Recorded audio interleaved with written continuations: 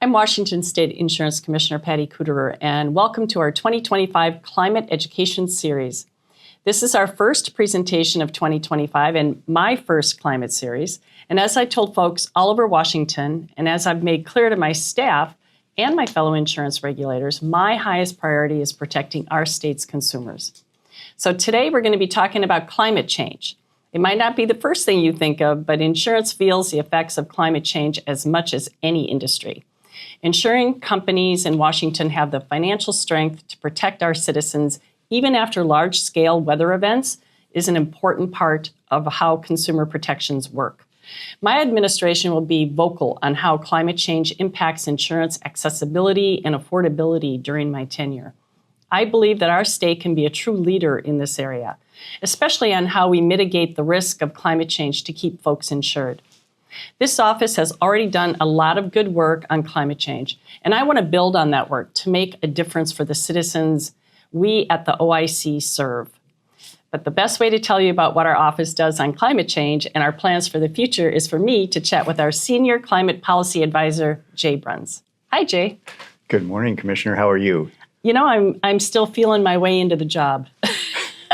Well, you're doing a great job. Well, thank you. And I have to say, I feel very blessed to have such great staff, including you. And I was really, really pleased to know that we even had a senior climate policy advisor here at the OIC, because it's such an important function that you have and an important role that you play in helping us determine what potential legislation we can propose, how we can address the effects of climate change for the citizens of the state. So I'm going to start with just a simple question. How do we explain, or how do you explain, the intersection of insurance and climate change? Well, thank you very much for that question. It's an interesting one in that I think how I need to answer it has changed over time. When I started 15 years ago working on climate change, I would say I got that question a lot. Why would anybody be working on climate change in insurance? I think the answer is quite different today. The definition of insurance is to manage risk. So insurance companies are acutely aware of how these weather-related perils affect their bottom line and how much they have to pay out, because they watch the frequency and severity of these weather-related perils go up and up and up. And so as the frequency and severity of these storms has gone up over the last couple of decades, I've noticed that fewer and fewer people ask me, well, what's the connection between climate change and insurance? Now it's increasingly clear for all to see. And it's not just in Florida with hurricanes. It's in the middle of the country with hail, and it's in places like Iowa with straight line winds called derechos. And it's obviously here in Washington State. Flood is always present and is always a big loss for people in the state. And obviously wildfires. And the threat of wildfire is increasing here. So why is Washington involved internationally with climate change? Well, that's a good question, but it's a pretty simple answer. Climate change is happening everywhere. And so in order to deal with climate change, to address it from the insurance regulatory perspective, I believe it's very important for us to be involved in all the fora that are talking about climate change internationally. And so as you'll see, that this office has been involved for quite some time internationally on climate change. For example, the office was a founding member of something called the Sustainable Insurance Forum.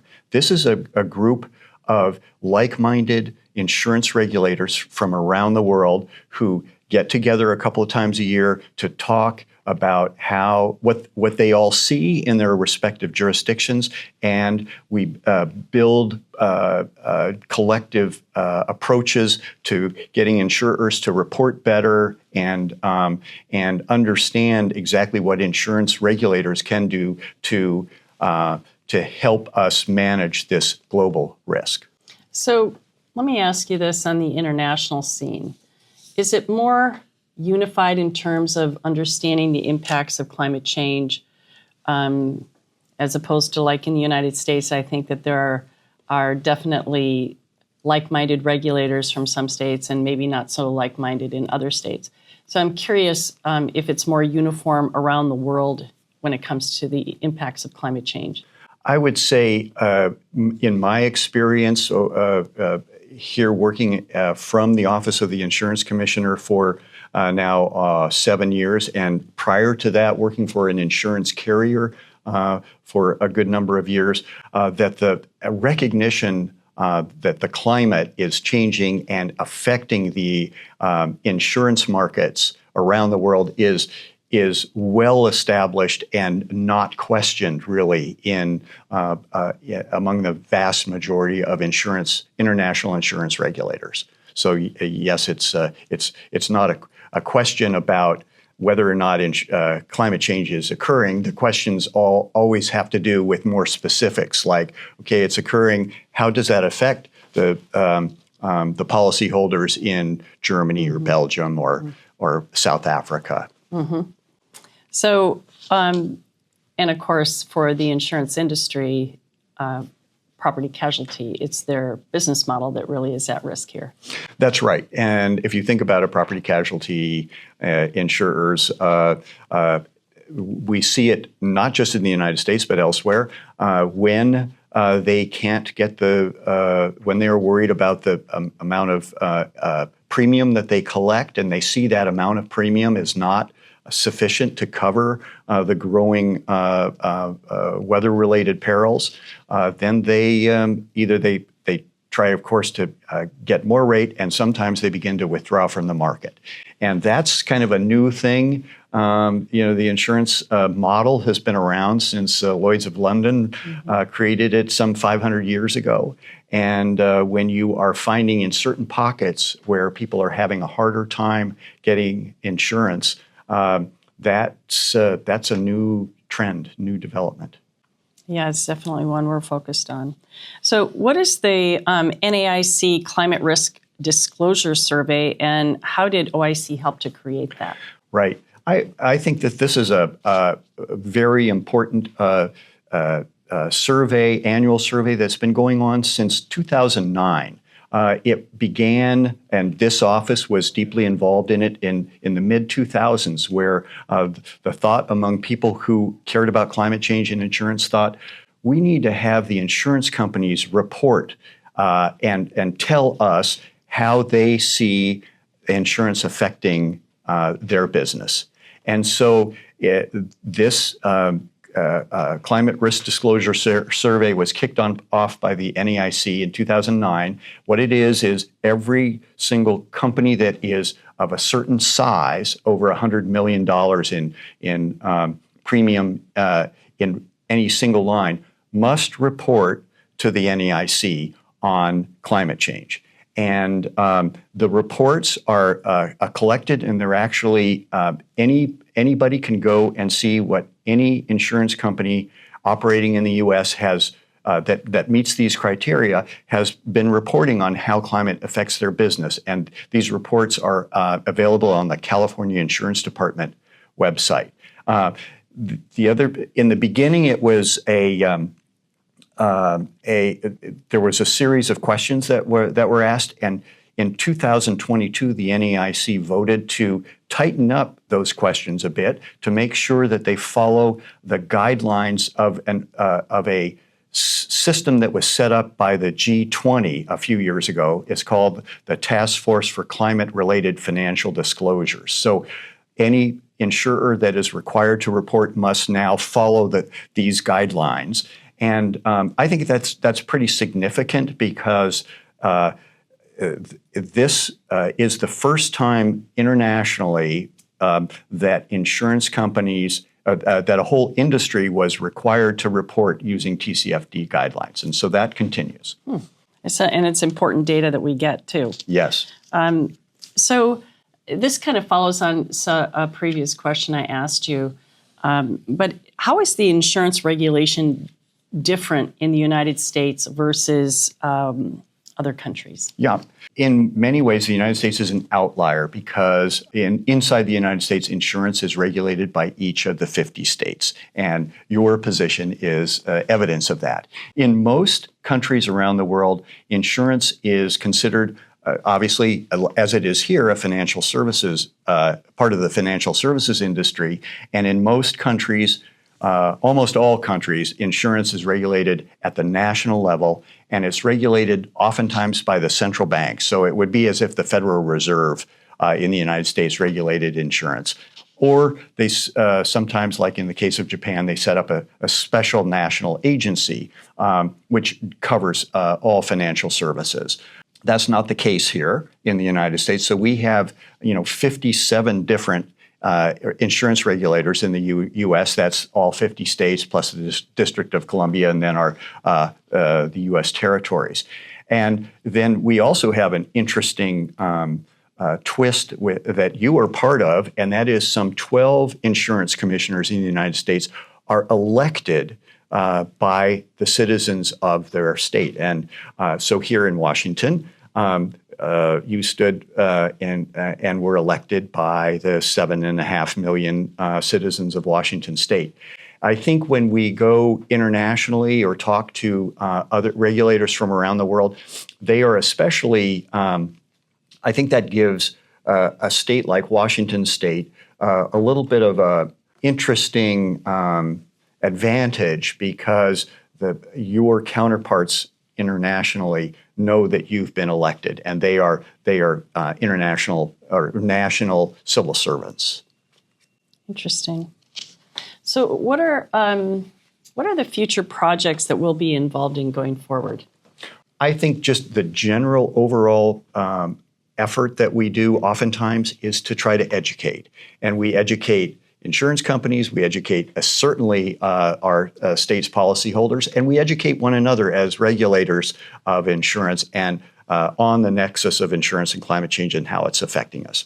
At the state level, I guess I would say one of the things that we're involved with now that you know about is we're trying to figure out if we should do something more in Washington state to create a mechanism like they have in other parts of the country to help people, say, fortify their homes and to help them get potentially a discount from the insurance companies for having done so. And I know that you are co-chairing with the Department of Natural Resources here in Washington state a working group that will recommend to the legislature what a wildlife mitigation standard might be. And that's really cutting edge stuff. We know it's easier to do with wind. You know exactly how wind will affect a certain house depending on how it's been constructed, whether it has tie downs. And so that's a little easier to figure out, or flood, how to mitigate for flood, to build houses at a certain level in a flood zone. Wildfire is a little bit that we haven't cracked the code yet as an industry and as regulators to know what specific measures an individual homeowner can take to reduce the risk of wildfire. We know some things, but it's an evolving science. Yeah, I will say that what we learned from the recent fires in California, I think, is that it's not enough to just fortify individual homes here and there. You have to do whole communities. And so from my perspective, and I know we're doing the risk mitigation study, but what I would like to see come out of that is how do we help fortify whole communities? And what kind of resources do we need to bring to bear to help do that? Because otherwise, like you said, we're going to see insurers pulling out of parts of the state that they deem too risky to insure. And obviously, the goal is to make sure that they remain insurable. So that is going to be a top priority for us. Tell us, though, about the international level, what projects we're working on. Right. Well, internationally, we obviously, the Office of the Insurance Commissioner is a member of the U.S.-EU dialogue. It's kind of interesting because this dialogue kicked off in 2015, but in the beginning, they didn't have any work streams that talked about climate change. Well, guess what? By about 2020, 2022, I think it is, they started two different dialogues on climate change. And I think it's kind of interesting because of the leadership in Washington State that they immediately invited OIC to be on those work streams. This is it's mostly an information sharing mechanism where we get together about 4 times a year and we hear from them specifically in great detail about what they're doing on climate change and how they are dealing with certain of the perils, and then we have our chance to share with them. Not to say that we don't know anyway a lot of this, but we go in kind of deep into the details. I think interestingly for me, watching how things are changing at the international level is the chief of parties that the UN organizes every year on climate change. It's a big confab every late fall, and it goes around the world. I mean, the chief of parties in Paris created the Paris Accords, where we all, as countries, agreed to reducing greenhouse gas emissions. Well, this time it will be held in Brazil, and for the first time ever, there will be a House of Insurance there. So, in stark recognition of the fact that insurance is playing a greater and greater role in dealing with climate change, so I think that is a pretty important direction. We also know, that the federal government, we are seeing that the federal government organizations that we have been dealing with like the National Association of Insurance Commissioners, they are kind of silent right now, not surprisingly, I guess. But that means that there is a greater responsibility, I would say, on insurance departments across the country to step up and to be the voice nationally and internationally on climate change and insurance. I think that's a really interesting point. And if you don't mind me asking you, it seems specific to the United States that there are certain areas where just the words climate change seem to be radioactive. And I'm troubled by that because we recognize that this is actually happening. We know that it is an existential threat, quite frankly. And we have been seeing in the past, the Midwest had tornadoes and hailstorms and windstorms, things like that. Well, now that's going everywhere. We've had hailstorms here, and so it seems to me that it's important for us to call things what they are and not to be afraid of that. But what do you make of this that, we have to, rather than saying climate change, you have to say the increasing frequency and severity of naturally occurring disasters? A lot of words to say what climate change would accomplish. Yes, that's true. I think it's interesting. There is a group that we highlight their latest research every year on this channel called the Yale Program for Climate Change Communication. And they've tracked how people communicate on climate change inside the United States and internationally for like 30 years. And they have come up with the metric to show that while we think of, I think as Americans, we oftentimes think that climate change is a controversial issue in the body politic in the United States. In actual truth, according to the Climate Change Communications study, only 7% of Americans are actively denying that climate change is occurring. So we find ways to get the work done no matter what, but yes, every once in a while it becomes controversial about how to talk about climate change. I think it's interesting because at the NAIC we have this task force on climate risk and climate risk and resilience. It started out as the global warming working group, then it was the climate change working group, and then the climate risk working group. So we've had to figure out, various words to describe what we all know is happening and what insurers are working on every day, and what policyholders are having to deal with every day when it comes to growing the changing climate increasing the risks for them. Yeah, they're certainly feeling it in their pocketbook, that's for sure, when they get their insurance premiums sent to them. So, well, I don't have any other questions, but this was really helpful for me to hear all that's going on at the state level and federally and internationally. And I look forward to having more of these conversations with you. So thanks for coming today and having this conversation. Well, we look forward to helping you be the voice in the Western United States for climate change and how it's affecting our citizens. Thank you. Thank you.